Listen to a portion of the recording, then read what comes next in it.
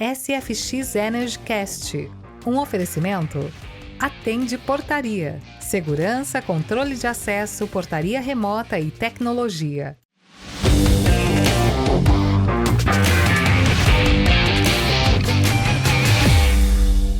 Eu sou Aguinaldo Oliveira. Eu sou o engenheiro Gustavo Moraes. Esse é o SFX Energy Cast, Gustavo.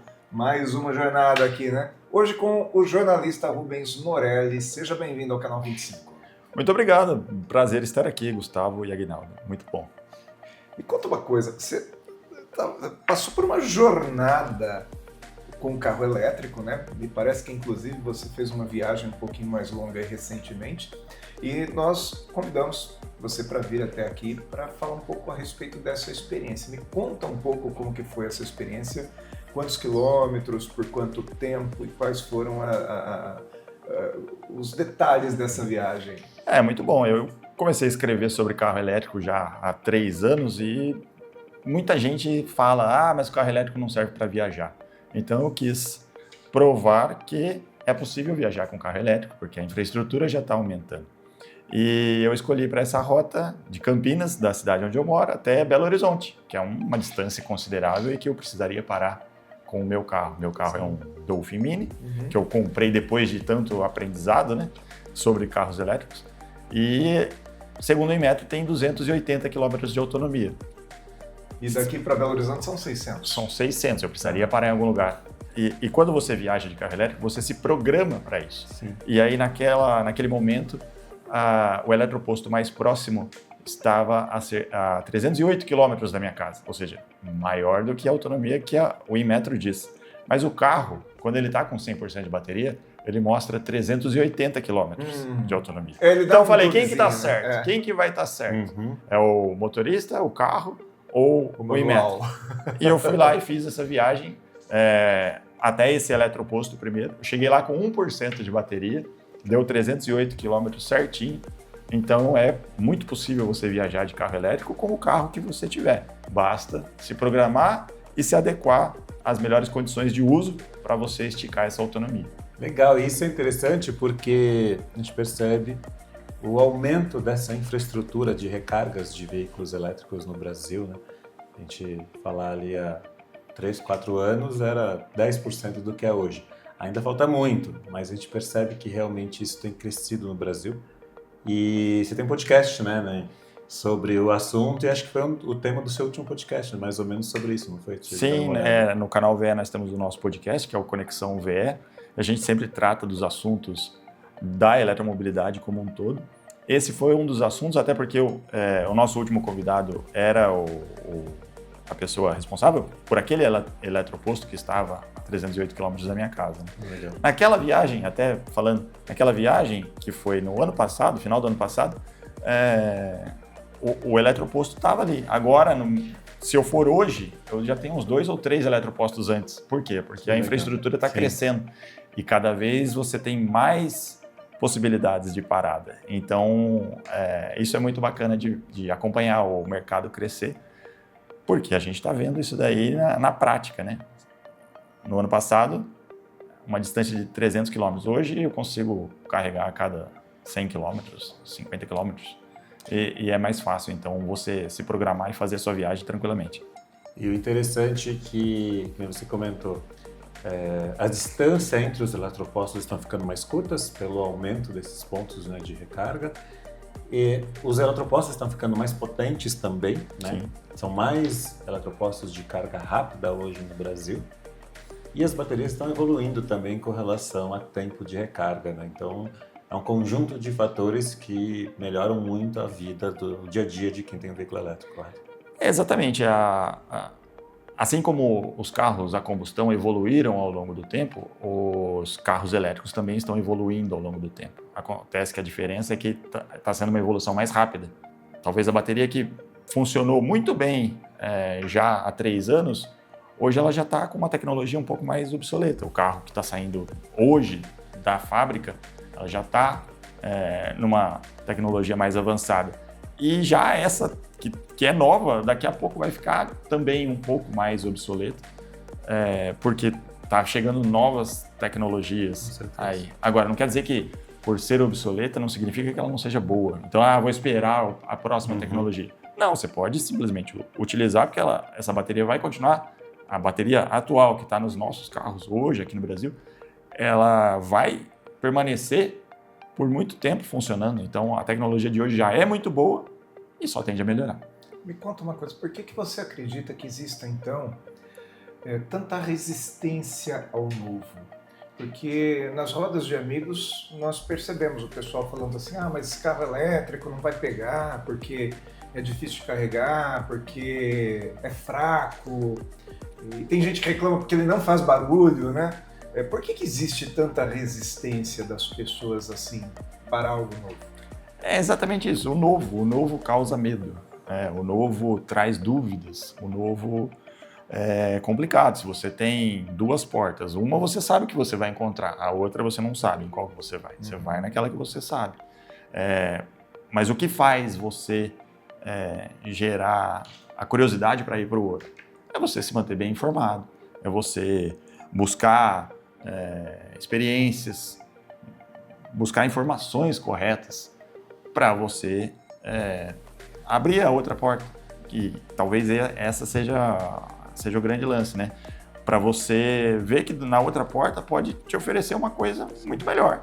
E acho que quando a pessoa se dá a oportunidade de conhecer, e é muito fácil de conhecer, né? A tecnologia está aí hoje, os carros elétricos estão aí nos carros de aplicativo, de transporte por aplicativo, mas também nas concessionárias. Então é só você chegar lá e pedir, quero fazer um test drive.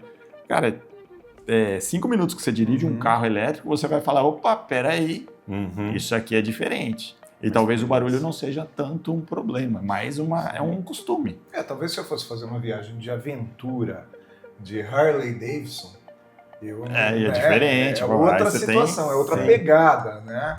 Mas para eu trabalhar no dia a dia, para eu fazer uma viagem de lazer com a minha família, uma viagem de férias com a minha família, como você fez, 600 quilômetros, o barulho não só não me faz nenhuma falta, como ele é um alívio, na verdade. Nossa, muito. Eu tive uma viagem também para Curitiba com um carro elétrico, que também são 500 quilômetros, sei lá.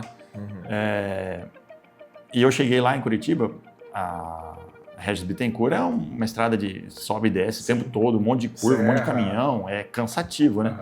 Mas quando eu fui de carro elétrico, que você tem o sistema One Pedal no carro, que é aquele que você só precisa do acelerador, basicamente, porque se você tira o pé, ele desacelera automaticamente, você não precisa usar dois, você não precisa ficar trocando marcha, não precisa fazer nada.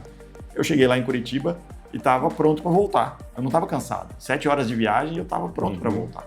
Então, assim, a experiência como um todo do carro elétrico, ele favorece o conforto do motorista e da família e de todo mundo, não apenas pelo silêncio, mas pela tecnologia, pela condição que você tem para conduzir esse carro. Muito bom. Vamos fazer um intervalinho? Vamos lá. Vamos faturar, né? Como dizia o Raul Gil aqui. Vamos. A gente fatura um pouquinho e daqui a pouco a gente volta com o Rubens Morelli falando mais a respeito aí da sua experiência com o carro elétrico. A Tende Portaria é uma empresa que transforma a maneira pela qual as pessoas acessam e convivem em condomínios. Nossas centrais de operações realizam de forma integrada a gestão de acesso 24 horas por dia de moradores, visitantes e prestadores de serviços. Prova do nosso compromisso com a qualidade é sermos a única empresa do segmento a receber o selo de excelência da ABF. A Tende Portaria. Seu condomínio mais inteligente, moderno e econômico, com uma convivência mais harmônica e responsável. SFX EnergyCast, falando hoje com o jornalista Rubens Morelli a respeito desse universo do carro elétrico. E o Gustavo, agora no intervalo, conversava com a gente sobre todo esse universo da preparação para o carro elétrico, para ele poder transitar, para ele poder ser viável, né? E uma coisa que me surge aqui é o seguinte: existe segurança realmente em todos os postos que estão disponíveis? Eu posso chegar lá e plugar meu carro e não ter problema? Por exemplo, a gente sabe que não é todo lugar que a gente deve plugar o nosso celular, né? Eu posso plugar o carro elétrico em qualquer lugar? Então, isso é um tema bem importante, porque como é um segmento que está crescendo muito no Brasil, que a gente falou agora no primeiro bloco, né, o crescimento da infraestrutura de recarga no Brasil, o Inmetro está agora, nesse momento, com a consulta pública aberta, exatamente para isso, né, para as pessoas, né, opinarem, profissionais do setor e tudo mais, e montar realmente uma certificação, ou seja, né, um caminho aonde normatiza todas as instalações de todas as potências. E para isso é interessante porque, como todo segmento que cresce o número de empresas que estão instalando também. E com isso a gente tem boas instalações e não tão boas assim. E com essa normatização do Inmetro, a tendência é que realmente a gente tenha só instalações seguras daqui para frente. O mercado já tem percebido isso, Rubens? Sim, existe muito crescimento, né? Então, muita gente tem muitas ideias. Essa é uma área que está aberta, todo mundo pode contribuir, né, com suas ideias, mas de que maneira isso pode contribuir para o mesmo caminho? Esse é o ponto, acho, da questão do Inmetro. Assim como os postos de combustíveis precisam ter essa regulamentação para não vender, para não abrir espaço para fraudes, a questão da energia elétrica também pode passar por isso. A diferença o carro também te informa quanto está entrando de energia, né? Não é simplesmente tá entrando gasolina adulterada no carro. Não, a energia não é adulterada. Ela vai entrar lá e tal. Mas a consulta pública ela vai ajudar no sentido de padronização de plug. Eu digo até de segurança mesmo, né? Segurança. Eu estou carregando meu carro lá, vem um pico de energia. Por exemplo, é comum quando acaba a energia na empresa, na residência, de repente vem um pico de energia, ele dá uma sobrecarga no equipamento. Imagino que isso pudesse acontecer também, né, com o carro, não sei se há essa... Sim, existem algumas normas já vigentes no Brasil. Essas normas, elas orientam, dão uma melhor orientação para as instalações, mas ainda assim, sempre vale a pena você ter um órgão regulador respeitado como o Inmetro trabalhando nesse mercado, porque, como eu disse, vai facilitar o crescimento do mercado. O Inmetro, a gente até falou no primeiro bloco da experiência da viagem, né? O ciclo do Inmetro, ele reduz lá em 30% o que eles mesmos estabeleceram em laboratório com os carros, na questão da autonomia. Por que isso? Porque o consumo do motorista brasileiro pode ser o mais eficiente possível do carro. Então, ele já prevê lá 30% de desconto para o cara que está no modo esporte, acelerando o tempo todo, com o ar-condicionado ligado. Então, para dar uma garantia que, na hora que você for comprar o carro, você vai saber a autonomia esperada é essa. Se for a mais, beleza. Sim.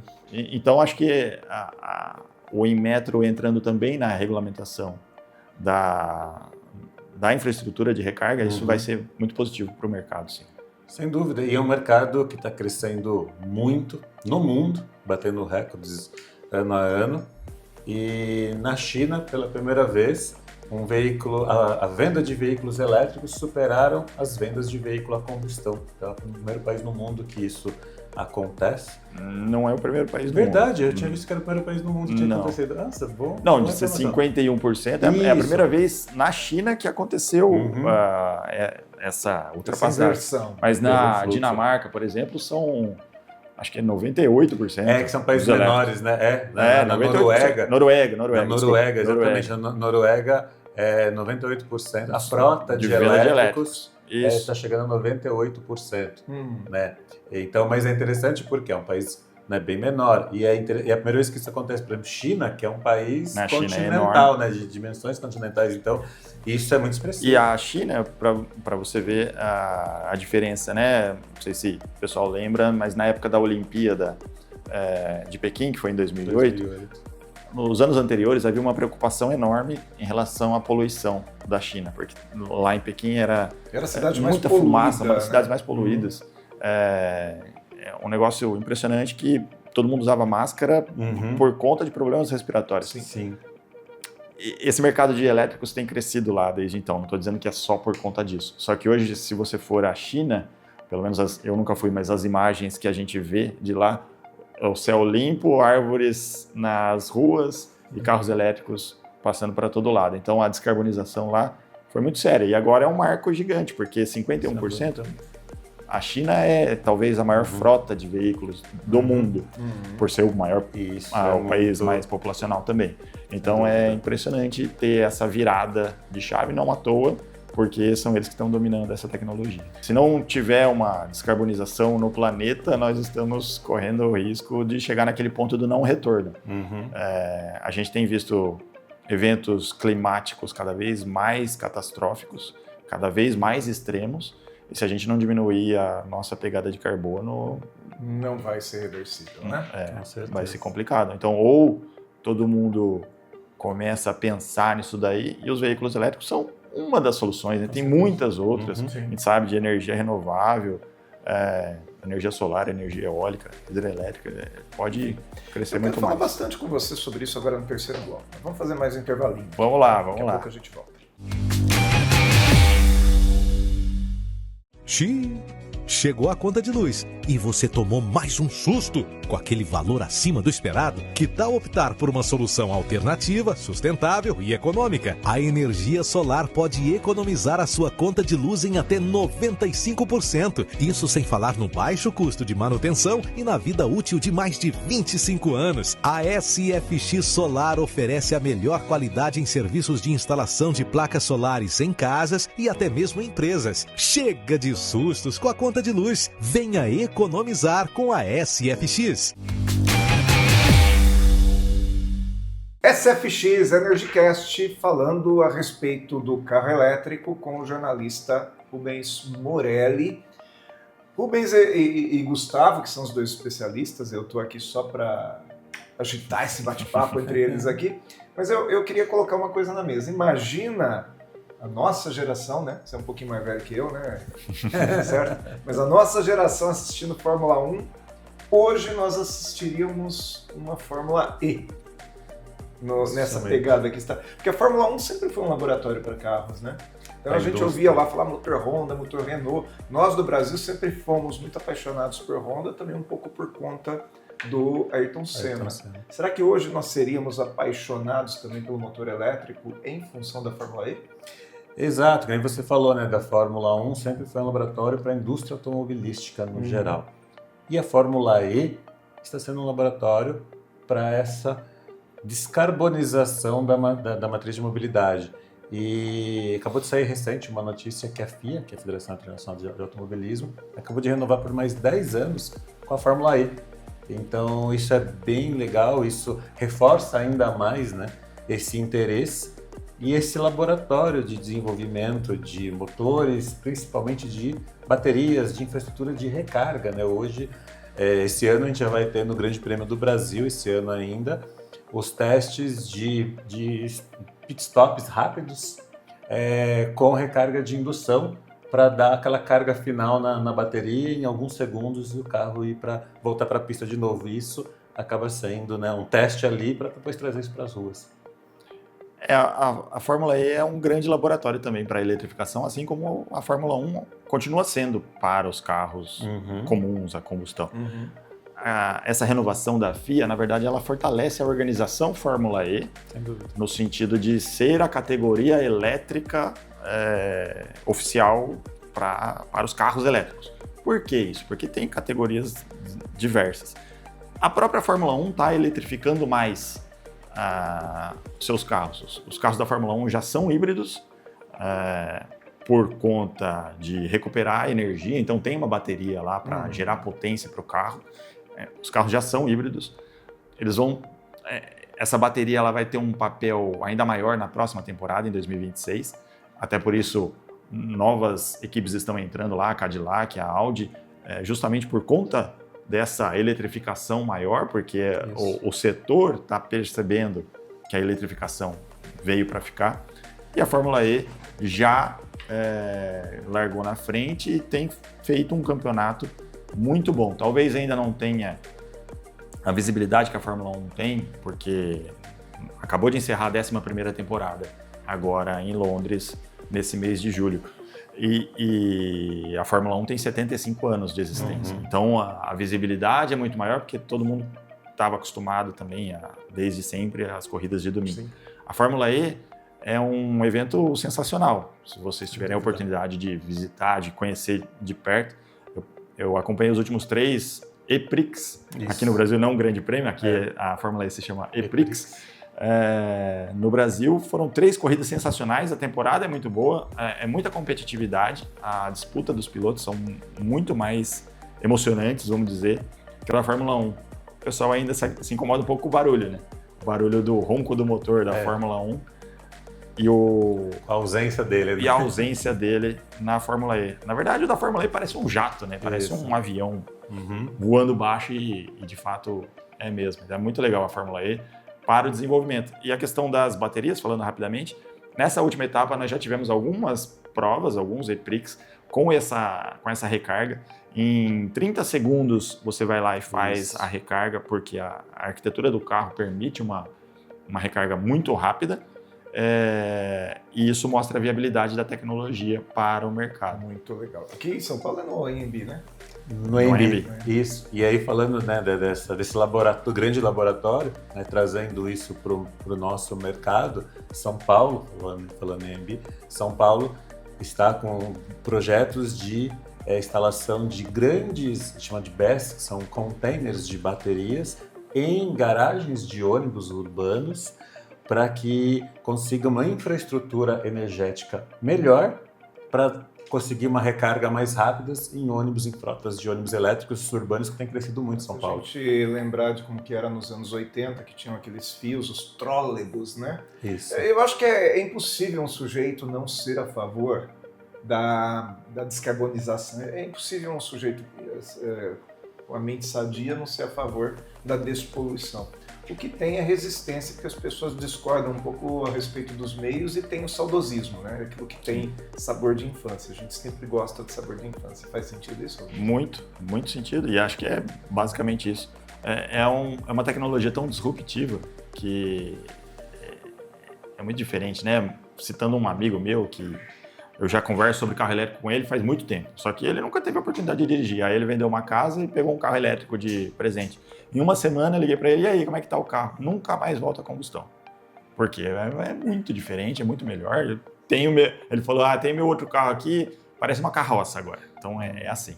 No caso de São Paulo, é uma cidade que tem problemas de poluição, tem problemas de trânsito e transporte. A questão da eletrificação dos ônibus virou uma pauta política, porque houve uma promessa de fazer essa virada, mas existe um problemaço gigante, que é a concessionária de energia fornecer energia suficiente para todos os ônibus de uma vez.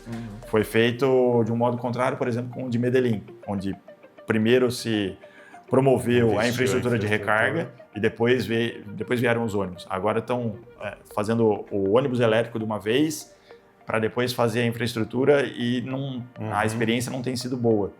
Existem problemas na questão da infraestrutura da concessionária entregar a energia necessária.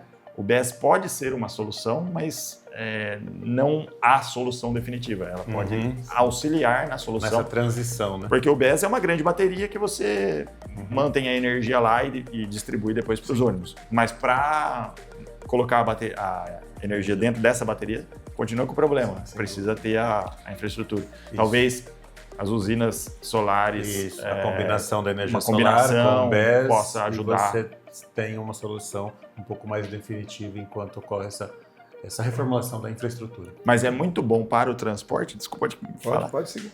Inclusive para os transporte para transporte de aplicativo, né?